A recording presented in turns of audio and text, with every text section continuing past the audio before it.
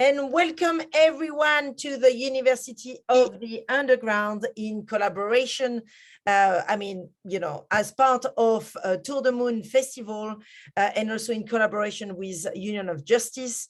I am Nelly Benayoun and I'm the director of the University of the Underground and Tour de Moon. And we are currently putting together a festival that is a free festival that is going to take place all over England in the summer 2022, but also in many different satellite events. And we're inviting you all, by the way, to apply for some creative grants so you can get some of your work being presented inside this festival, which is a festival that is all about radical imagination. So I'm just going to share with you quickly some of the creative opportunity that we have available for you to actually make a film. So we have £25,000 available, 3 grants available for you to make an immersive movie, £3,000 available to make more than 16 different short movies that are going to be shared as part of this festival. But it's important to say that the whole festival is about prompting radical imagination within 18 to 25, and of course, every single person around us. What does it mean to actually completely rethink the way we live in, whether it is on Earth or beyond, and especially when we think about the moon, the moon being a new landscape, how can we make sure that we don't repeat history? So, I will encourage you to have a look into the website so you can see the various opportunities that we have available, and all of them about encouraging radical imagination. But more importantly now, I would love to introduce you to the people that are gonna speak with us about radical imagination. So I'd love to welcome here some incredible representatives of the Armenian Institute. We have Tatevik. Tato, are you there, Tato? Yes, I am. Beautiful. How are you, Tatevik? I'm very well, very excited to be in this amazing space. Thank you for inviting us. Lovely to see you, Tatevik. I'm going to ask you in a second to introduce yourself as well. So actually, we might just do that now. For anyone here that, cannot see me, I am basically, I'm a brunette. I have, dark hair and a big bright red lipstick, hoops. And then I have a lot of fake bling around me. Tatevik, do you want to introduce yourself as well and let us know what you look like? Oh, what I look like. Good evening, everyone. I'm sitting in the Armenian Institute's library. So more importantly, there's a beautiful shelf behind me. My hair is in need of coloring. It's fading pink. I'm wearing glasses and I'm wearing a blue jumper, which is described as my Hemingway look. So that's why I am. Very nice. Amazing introduction. We have Nick Matheo as well joining us from the Armenian Institute too. Nick, what do you look like? Hi, really nice to be here. My name's Nick Matheo. I've got black hair, wearing a big stripy sun French top, got a big moustache, round glasses, and Kurdish keffiyeh with pink roses on a green background. Beautiful. And I'm joining you from my bedroom. Unfortunately, I don't have the Armenian Institute all around me, but I guess everyone's used to seeing the inside of people's bedrooms after 2 years of pandemic. Yeah, we are all in everyone's bedroom, but today I'm like fully branded, like I have the full Tour de Moon, kind of like situation there. So today we're gonna, and in the next hour together, we're gonna discuss how to inspire radical imagination. How can we completely reshift minds so we can say that another future is possible? And that means for politics, for economics, for society, for the way we interact with each other. So, radical imagination is radical because, it's kind of like taking over our imagination, but also prompting collective, collective movement. So we're going to speak about this with Tatevik. So Tatevik, you're born in Yerevan. You've lived in the UK for over 20 years. And you come from marketing, actually, digital marketing initially, but you've been working in filmmaking, screenwriting, and also in program management. And this is what takes you to actually the Armenian Institute, where you are actually the director and you're specialized in social science. And you have, you have an extensive background in Armenian literature, history, and the arts through the huge library behind you. And you have a particular passion for Armenian poetry. And Nick Matheo here with us, he is a social historian, a political activist as well. You educated at the University of Edinburgh and Oxford, and you specialize in the medieval Middle East, as seen through Armenian material. So your research has taken you back to 11th Armenian historian Aristake, and you specialize in the global history of the city of Ani. And so with that in mind, you have been particularly supporting and raising awareness around the Kurdish freedom movement, therefore the Kurdish, I guess, scarf. And you're a multi-ethnic woman and young, which is actually, actually the Kurdish freedom movement is a multi-ethnic woman and youth-led democracy of Northeast Syria. So it's fantastic to have you both here to discuss, and I don't know how you want to run it. Do you have a little presentation that maybe you have put together, or how do you want us to do this? No particular preference. We were thinking of if I start and Nick can take it somewhere else, hopefully, or we can start in a conversation if you have a preference. Yeah, I mean, usually what we do is we do 20 minutes presentation, 20 minutes question, and then 20 minutes breakout, which we actually failed doing so far. But because there was too many questions, which is amazing. But I think it's up to you, like how you want to do it. I know that maybe Nick. I wanted to talk a bit about, because as you mentioned, I'm also a filmmaker and I read a lot about radical imagination, thought about the ways how to inspire, and whatever I did, it coming back to film.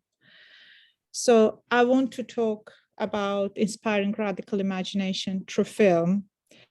I have a few trailers and snippets prepared, but I don't know if we take too much time if I start sharing them, but I might share the links in the chat for people to watch later or save if it makes sense, or if you allow, I can share one or two. Nick, does it make sense if I start and you continue? Yeah, or... Okay. And let's make sure that we talk about democratic confederalism and other format of politics as well that kind of develop everywhere. I shall leave all that to Nick. I'm sure he will talk about it. If you've met Nick, within 10 minutes you'll hear about it. So no, good. This is something we feel very strongly about. But anyway, thank you very much for inviting us. We have a strong sense of kinship with Nelly as well, because she has a bit of Armenian background and we are the Armenian Institute. So she's been family. And this is a very creative initiative to be involved in. And our session will be followed by another one by our colleague, Olivia Melkonian, multi-talented person, so stay for that as well. But I'd like to start talking about radical imagination in general. It's a quite confusing term because word radical is used in so many meanings and ways nowadays, and sometimes taken out of context politically or apolitically. And it usually means something relating to the fundamental nature of something. But when I was looking around at the world, and its etymology, what was interesting that the word radical in chemistry has an interesting meaning, which refers to a group of atoms behaving as a unit in a number of compounds. And I was like, this is exactly what we need to talk about. It's a type of imagination, type of thinking which unites us as a group. And this is something we probably all think about every day, consciously or subconsciously, because desire to change the world, think about how the world operates, it's such an intrinsic human trait. And there's this beautiful quote from Angela Davis, which I love, saying you have to act as if it were possible to radically transform the world, and you have to do it all the time. We are aware, in a way, we're part of this radical imagination every day. When we think of something, are affected by it, we talk about it, we write about it, we digest a bit of a news thinking what it can change. But a radical imagination can be also turned into almost like a step-by-step guide.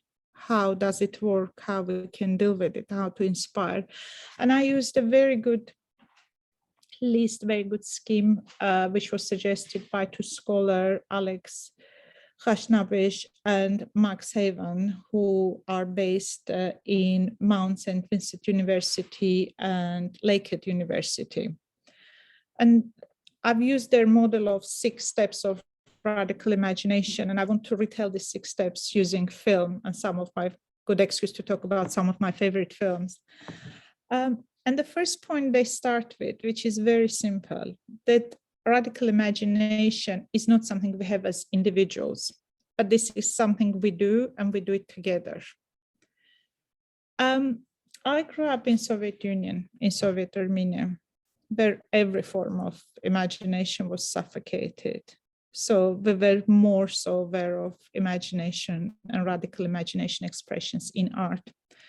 And the wonderful moment came with director Sergei Parajanov and his film Color of Pomegranates, telling the story of an Armenian poet. It's a wonderful film, and I can share a little trailer for everyone to watch at some point. But what was... You can share your screen as well, just so people can see the imagery. Can I share the screen just to show the trailer? Yeah, because it's quite special and quite unique, the color of pomegranate. Okay, Yeah, give me a second. Maybe not the full clip, but just so people can imagine, like, so we can all kind of see a bit the... Yeah. And if you are a Lady Gaga fan, you might recognize some of the imagery because she heavily uses them in her clips. So let me share this. Let me go. Sorry, I have too many things open. Is this okay? Can everyone see?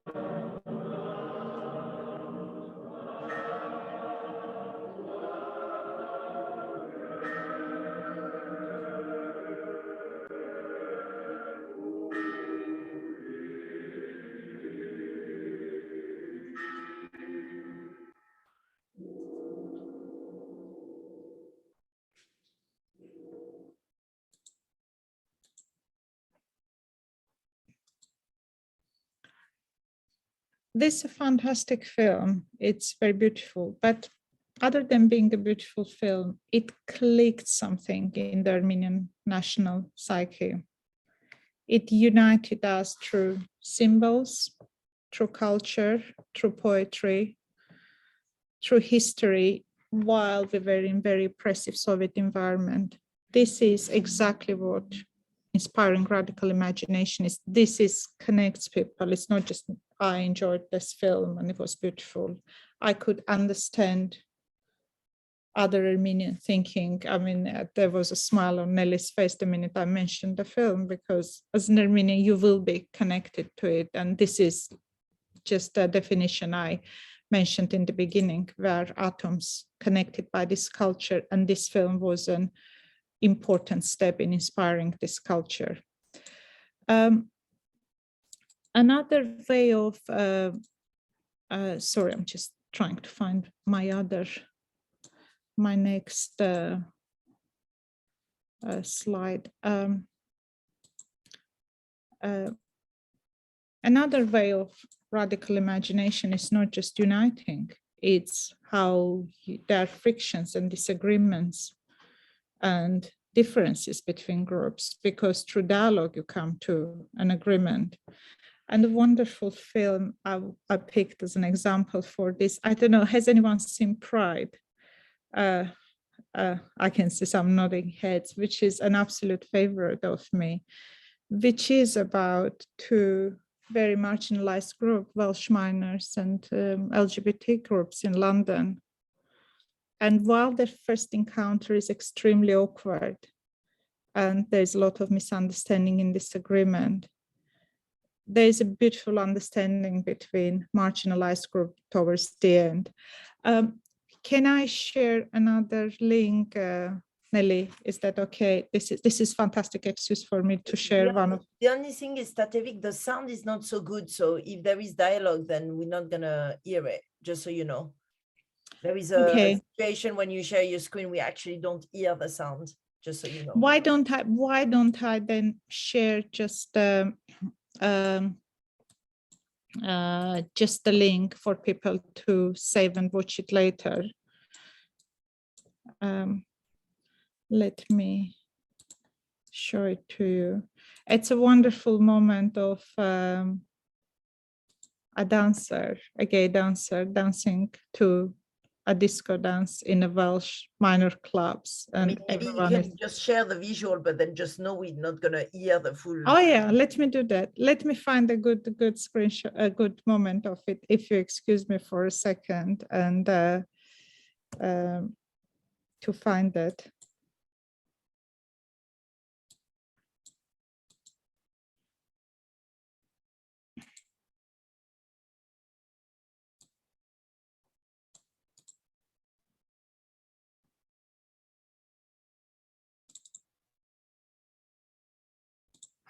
This is a beautiful moment of Dominic West being absolutely beautiful and dancing on to Shame, Shame, Shame.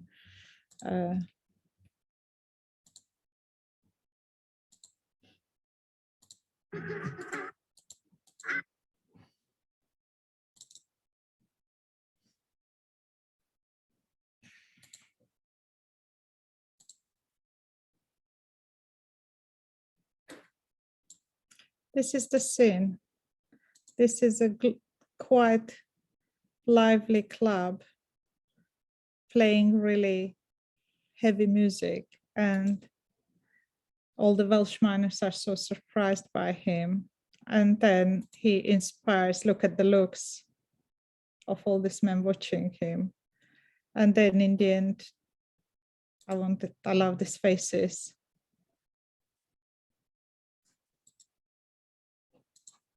But this is the euphoric end of him dancing.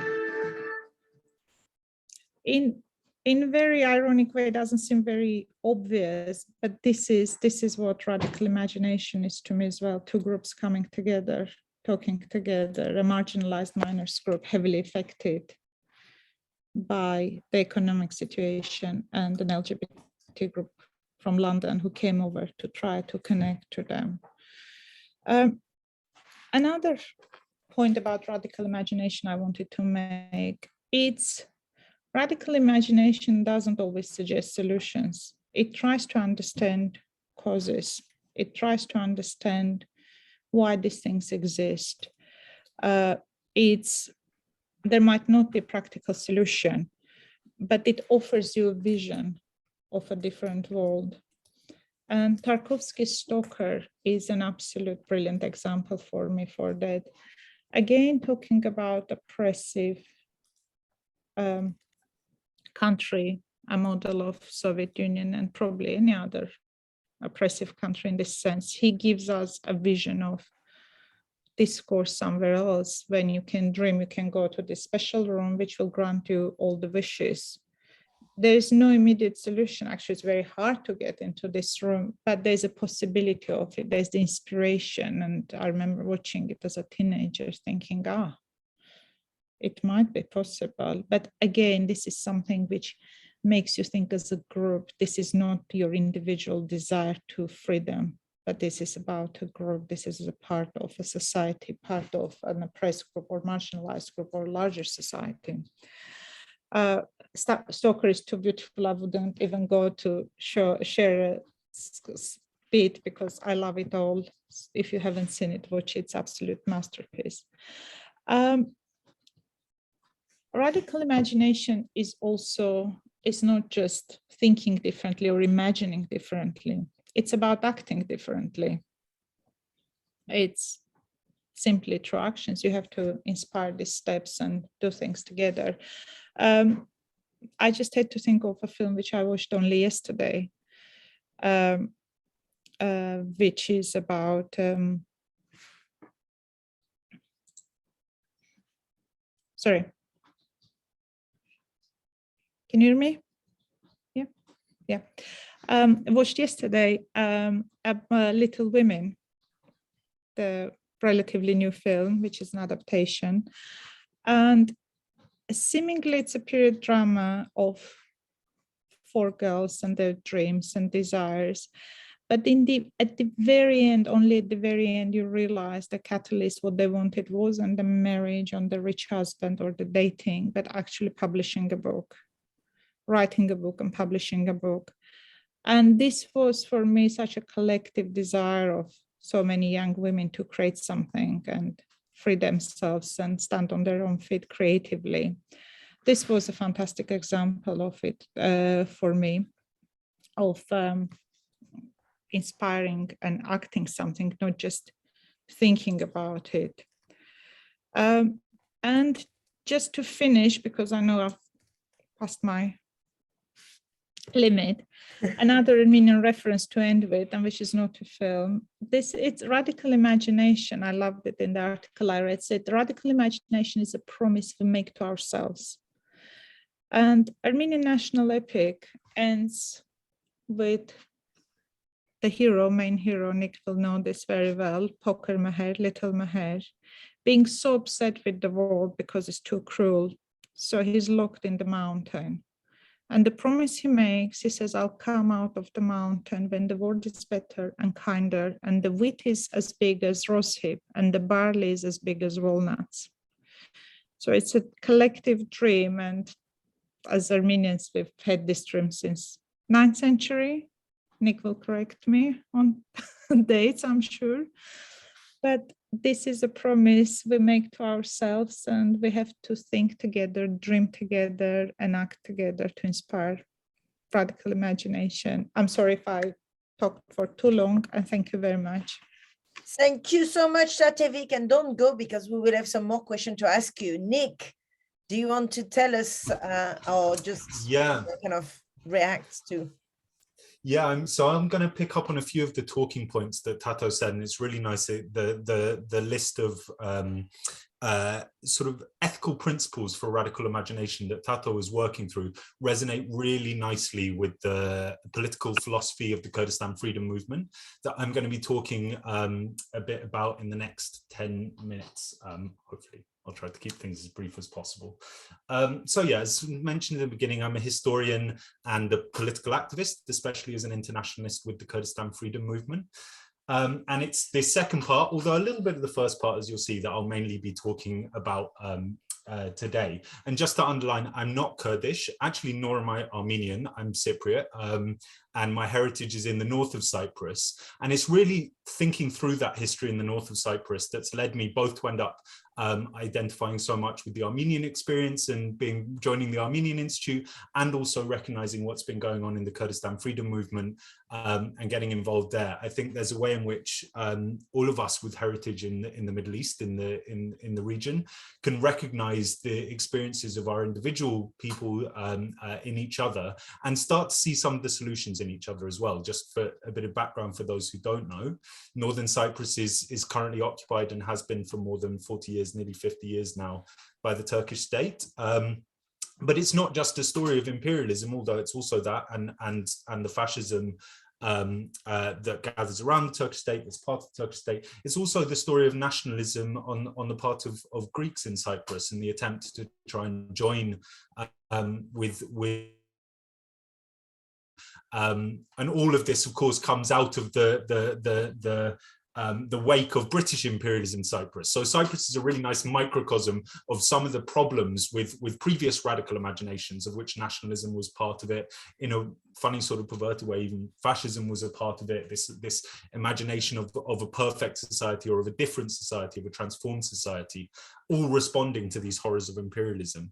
So it's really that Cypriot experience that made me so much more interested in the Kurdistan freedom movement. And I have to say that at the beginning, I was really skeptical. I was like, this has to be a nationalist movement. I'm not up for any movement that's looking for a nation state, and I couldn't have been more wrong. So to start then, I guess what many people will have heard about with the Kurdistan freedom movement is something called Rojava, or the Rojava Revolution, spelt Rojava. The Rojava Revolution, the Rojava means west in Kurdish, and it refers to northern Syria. Since the Arab Spring, so-called, slightly misnamed, obviously it's really a people's spring of everyone in the Middle East. It's not just Arabs, but Kurds, Syrians, Turks, and many others who rose in that cycle of struggles from 2010 to 2013.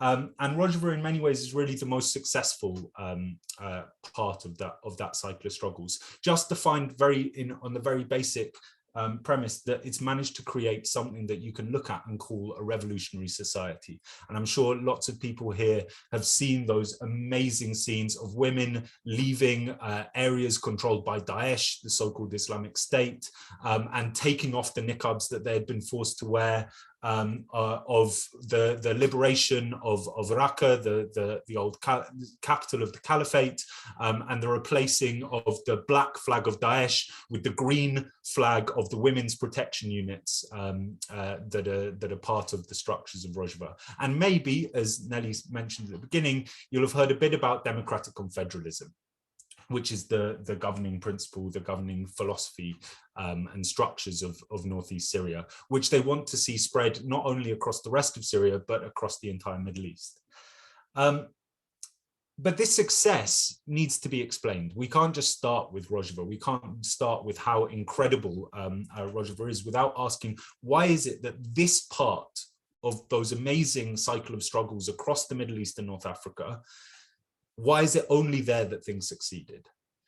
And I think here it's important that, especially as people who want to develop our radical imagination, that we don't fall back on geopolitical explanations, because those are out there. You can watch any news channel under the sun to see white men on a panel talking about the fact that it was American interests versus Russian interests. But there's also something different about the people, about the way that they're organizing on the ground, the way that they've managed to convince the 4 million people living in that area that their best bet for security, for safety, for the chance of a free and dignified life is with these revolutionary forces and their choice of allies, rather than with the various dictatorships that can promise security if they can't promise freedom. And you can't judge anyone really for seeing security as important at points. A requirement in their everyday life as freedom is. So just briefly then, the Kurdistan freedom movement doesn't start in 2010 with the Rojava Revolution. It doesn't start even in the early 2000s. It starts all the way back in the late 60s and the early 70s, at a time where it was incredibly easy for millions and billions of people across the world to imagine that another world was not only possible, but it was coming. This is the years of the so-called May events in '68 in France, where the famous slogan was "Be realistic, demand the impossible." This was the age of anti-colonial liberation movements, where a third of the world subscribed at one point to an ideology that claimed to want a free life for everyone everywhere. That's the real tragedy of communism, right? I share completely Tato's characterization of what happened in the Soviet Union. It was a brutal dictatorship that homogenized people, took away all individuality. But the real tragedy of it is that came out of real desires for a free life, where everyone can have everything that they need, can do everything that they want to freely develop in common with each other. But in the late 60s and the early 70s, the full extent of this wasn't seen. And across the world, you had Marxist-Leninist revolutionary movements from France to the older, especially the global south and the colonized world. And the Kurdistan freedom movement emerged out of this. They emerged out of Turkey's New Left, and particularly a circle around someone called Abdullah Öcalan, who's the primary political philosopher and founder of this movement. And he has been imprisoned in Turkey on an island prison especially built for him in aggravated isolation since '99. And he, for years and years at a time, he's denied any access to the outside world. But in this early 70s moment, he gathered a group around him who said, look, we're in Turkey and we want the liberation for people in Turkey. But these Turkish revolutionaries aren't going to be able to be free until Kurdistan is free. And Kurdistan is so particularly positioned in the whole Middle East that if Kurdistan is free, it means the whole Middle East can be free. And it's important to know that they started with that internationalist perspective. There were also Turks and also other minorities in Turkey, like Laz, who are a Georgian-speaking minority. All of these people were represented in the founding members of the movement. But of course, they founded this movement on Marxist-Leninist principles. They thought that the way to liberation was to have an independent nation state run on what they thought of as socialist principles, and that was going to lead to liberation. It was on that basis that they launched in the late 70s the Kurdistan Workers' Party, or the PKK, and then across the 80s started an armed struggle for liberation in Kurdistan. But the experience of the 80s and 90s was nothing if not an engine for developing a broader radical imagination in the movement that was going to push them beyond Marxism-Leninism. And that's because of two seemingly contradictory things. On the one hand, state socialism and the so-called liberated post-colonial states were failing everywhere. Neo-imperialism, the debt that these states were put under, and the obvious crumbling of state socialism in Eastern Europe was just undeniable for anyone being realistic. You'll still find people today who like their little revolutionary politics done as a historical reenactment society, but anyone can look at that and say that system was not building a free and dignified life for all of us.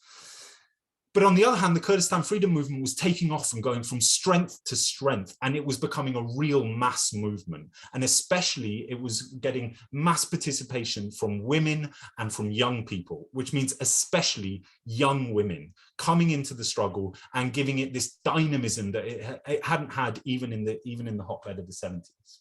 So across the 90s, the entire movement went through a really long period, a decade-long period of self-reflection, what's called self-criticism, where people look at their strategies, look at their tactics, look at their personalities, look at their worldviews, and take an unrelentingly critical, but also loving and caring approach to figuring out what went wrong and how we can all do better. And it's important that when we say critical here, we understand what's being criticized. Even when we're criticizing like a personality trait in someone, it's not about saying you've got a personal failing.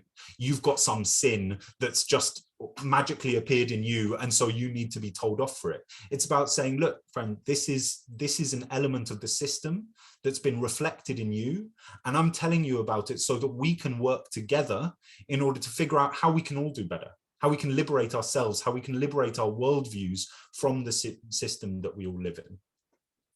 And they applied that exact same ethic to the movement. How is the movement becoming more and more like a state? Why did we see states as the necessary vehicles for freeing all of ourselves?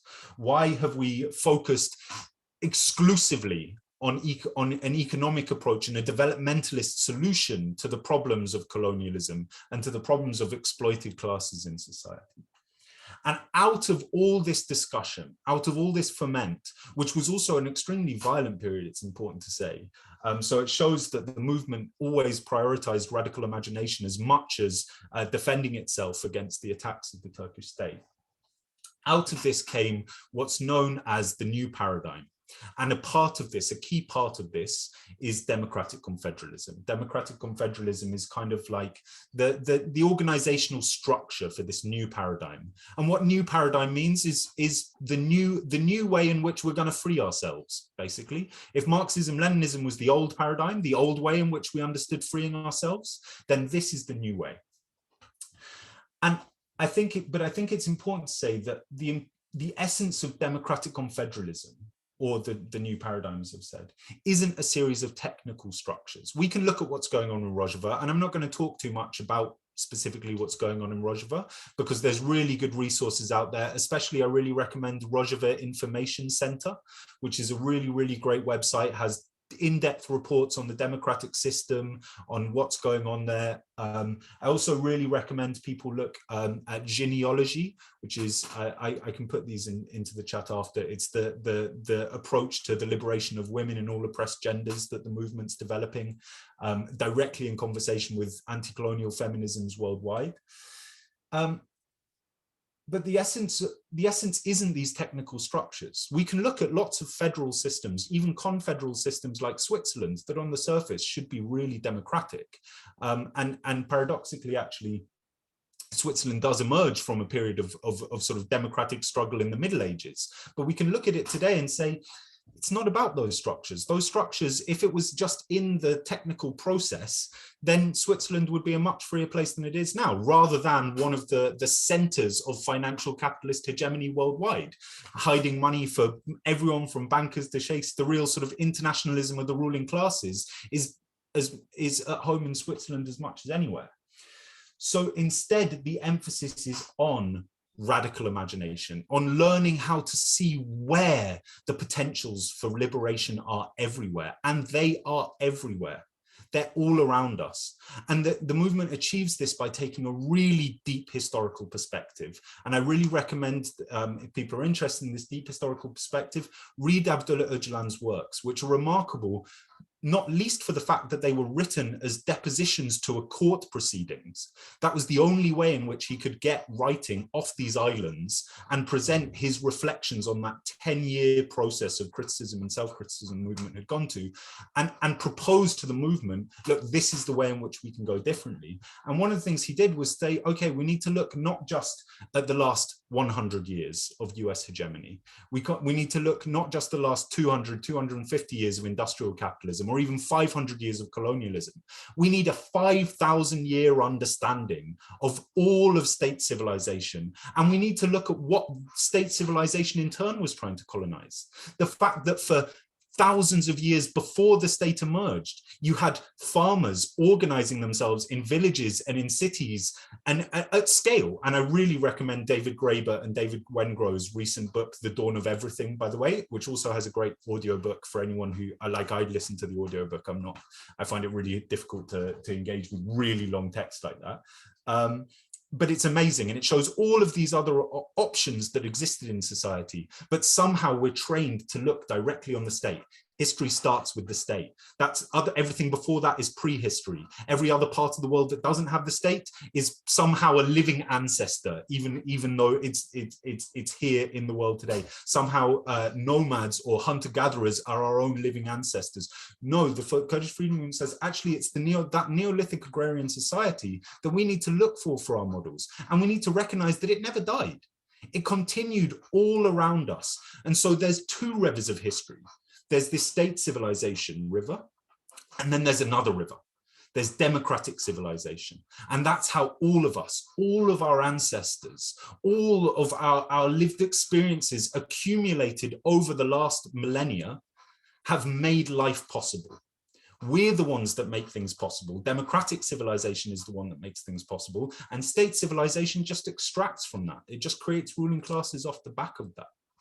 And that possibility is most especially seen in what are traditionally feminized traits: care, reproduction, love, empathy, producing the person who goes out into the world and giving them a model for effective relationships.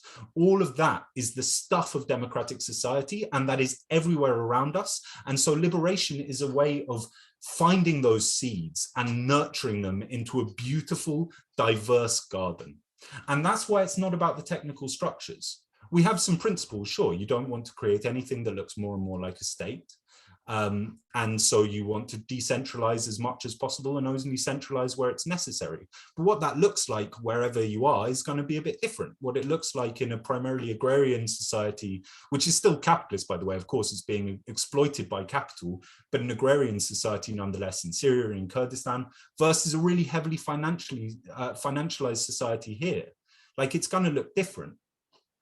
But so we can look to Rojava, but we can't try and copy Rojava. Rojava is there as an example that it can be done, because right now, in contrast to 68, we really need to keep reminding ourselves it can be done. We can have a free life for everyone everywhere. But it's not a roadmap. We need to figure out that roadmap here by looking at our histories, by looking at our potential for democratic society. And this last point connects really closely to something that Tato was saying. There's going to be difficulties, and it's not going to be done in one moment. We need to let go of that model of revolution, of radical change. And what radical etymologically means is transformation from the root. Radix is the root, like radish is a root vegetable, right? It comes from that. So radical is changing from the root. But that's not going to be done in one day. There's not going to be a before and after. There's no after the revolution. The friends in the movement like to say after the revolution, more revolution, because we want to keep developing ourselves. We want to keep learning how we can have a freer, more equal society, where how we can distribute things more easily so that everyone can freely develop together. So it's going to be a process, but whether this takes 20, 50 or 100 years, whether it comes in time to largely save ourselves from impending climate doom, or whether it has to be built amid interlocking struggles and difficulties caused by that. And personally, I think that's probably quite likely. But we shouldn't be scared of that, because even as we build amid the ruins, the chance that we have is a democratic civilization that could last 100,000 years. So when we're finding it daunting, when we're finding it difficult to imagine how we can continue to look beyond the state and beyond capital, especially in the next 2 decades, when things are going to be so intense and capital and the state system are going to be constantly saying, look, this is how we can run things, this is the solution, this is the way that the climate crisis is going to be solved. We need to keep remembering who it is that made those structures possible, and who actually needs them at the end of the day. And just ending on a quote here, I think a quote not actually from Rojava, from Abdullah Öcalan, but from a sister revolution that they recognize in Rojava that started on the same day, the 19th of July, but in 1936 rather than 2011, the Spanish Revolution, the Spanish and Catalan Revolution. One of the key organizers, Bonaventura Durruti, said this amazing quote: "We shouldn't be afraid of the ruins. Ordinary working people built these cities and palaces, and we can build others to take their place, and better ones. We are not in the least afraid of the ruins. We're going to inherit the earth. There is not the slightest doubt about that. The ruling classes might blast and ruin their own world before it leaves the stage of history. We carry a new world here in our hearts, and that world is growing in this minute." Thank you. Thank you so much, Nick. And there has been a lot of requests for the readings. So please, C'è tipo un can you... movimento di camera che va in un altro posto del mondo. Oh, hello, Immagina, Bianca. soltanto, proprio per renderla... Poi non... Oh my God, I cannot stop that. Ah, here we go. Great. So, Nick, do you mind dropping maybe some of the links that you mentioned as well inside the chat? I think Tatevik, I probably have covered most of the film that you've shared. It's funny to see that we have the same reference. Obviously, it's kind of obvious, but you know, our favorite film are the same, so that's great. But shall we, okay, brilliant. Thank you so much, Nick. So everyone, actually, this is being, a lot of the links that were mentioned by Nick are being shared as well now. So do check them out. It's the time for the questions. So this is the moment where you can pop on our screens. And also there was a question about the audiobook that you mentioned, The Dawn of something. I can't remember what that was. The Dawn of Everything. I'll put the link in now. I actually don't know about the Dome of Everything, but it sounds like the name, the Dome of Everything sounds like something. Okay, so let's speak a bit more about radical imagination. So obviously Tatevik was going through, you know, the collective experience, the aesthetics, the kind of the historical implication of radical imagination. Actually, you don't build an imagination without acknowledging the past. And then you mentioned, Nick, the idea of a liberation, right? So with radical imagination comes the kind of the in practice of going and developing form of liberation. So shall we speak a bit about that? Like, how can radical imagination support this new form of liberation that are perhaps different? I mean, that are kind of like shifting completely our way of functioning and thinking. And I love what you said about the 5,000 years of civilization and how, you know, in a way, Ocalan just kind of go back all the way back there, which kind of makes sense completely, but also how you kind of presented that actually the option is to build the other next 5,000 years possibly. So potential of liberation through radical imagination. Who wants to take that? Quite heavy questions. And do we have any more questions meanwhile popping into our screens? Go ahead, Tatevik, Nick. I mean, and obviously, like, you know, bring it back to your own realm of expertise. Like, I'm not asking you to. Yeah. Can I please share a link of a film which I I just didn't have time to share, which is a 11-minute short film with Riz Ahmed, who you probably know, an incredible actor. It's called The Long Goodbye. Yeah, drop it in the chat as well.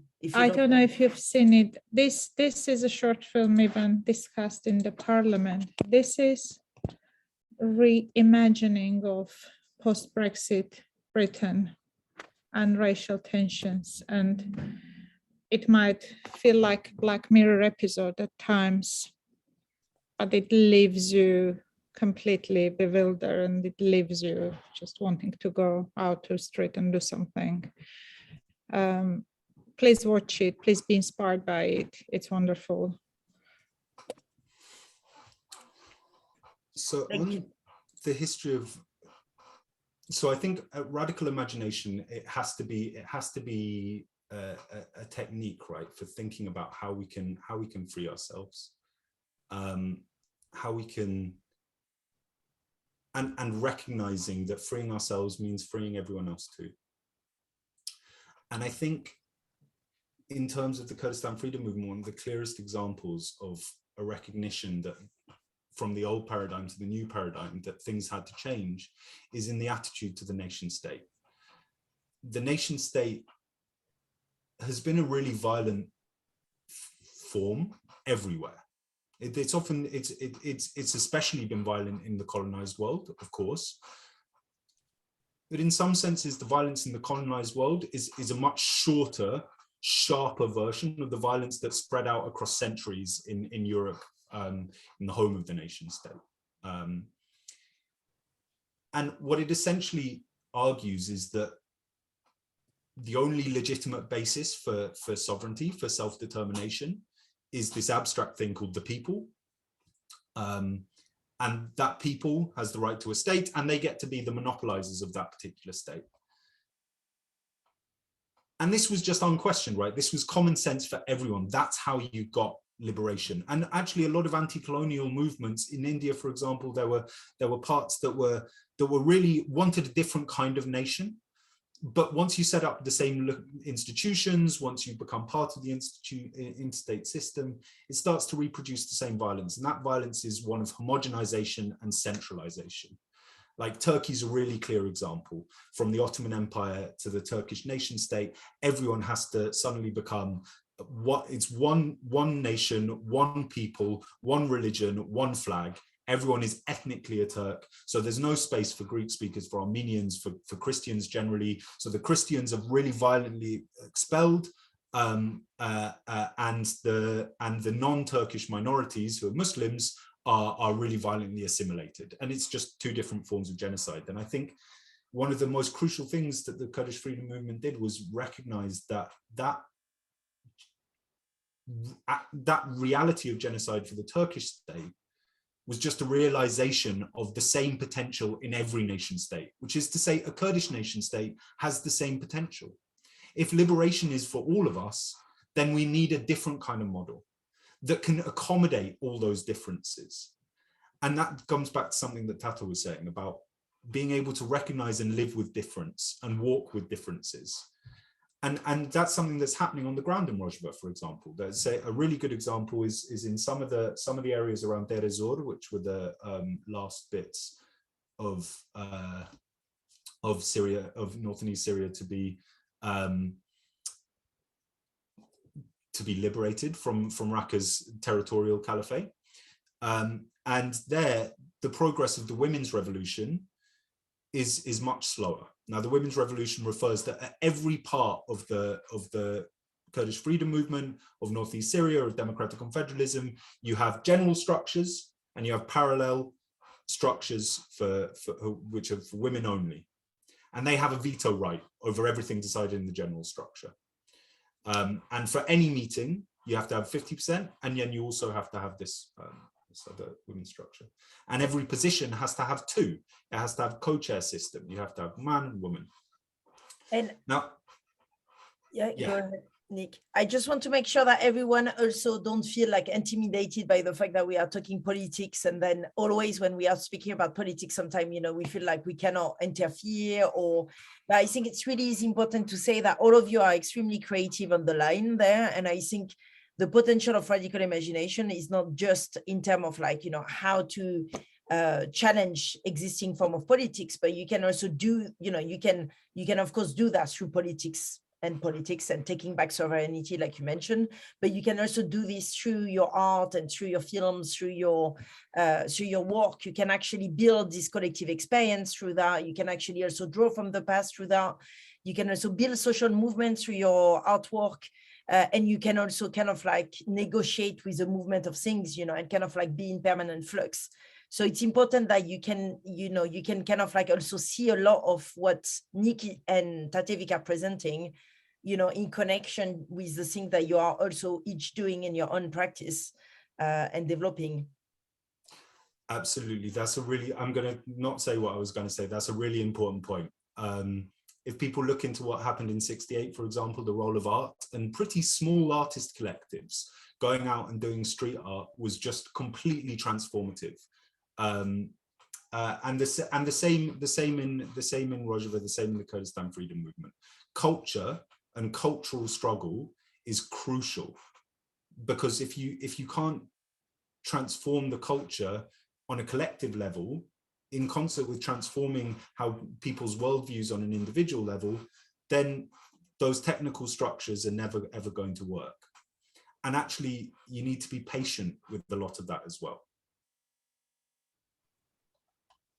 Amazing. Nick and Tatevik, everyone, do we have any more questions for our two incredible speakers who live in the Armenian Institute, which is, as we understood, not a nation state. The Armenian Institute is a free place fighting against system of oppression, So do we have any more questions there for Nick or Tatevik? Don't be shy. I know it's a lot to digest. Maybe Tatevik and Nick, you can drop your details into the chat, and then everyone, when they feel inspired, might reach out to you as well. Here we go, Nick. Nick and Tatevik, everyone, thank you so much for taking the time of joining us today. This was an incredible session. Thanks for having us, Nelly. Thanks for having us. It was a pleasure. And like Nelly says, everyone is welcome at the Armenian Institute. And please come in, please write to us, come and see our library. I'd like to meet you. Thank you very much for listening to us. And you have a lot of virtual classes as well going on. So, you can also join a lot of the classes of the Armenian Institute and meet with Nick and Tatevik again. So to hear more about the radical ideas that they are sharing with all of their... Oh yes, bring them on. We do love them. Yes. Brilliant. Well, thank you so much.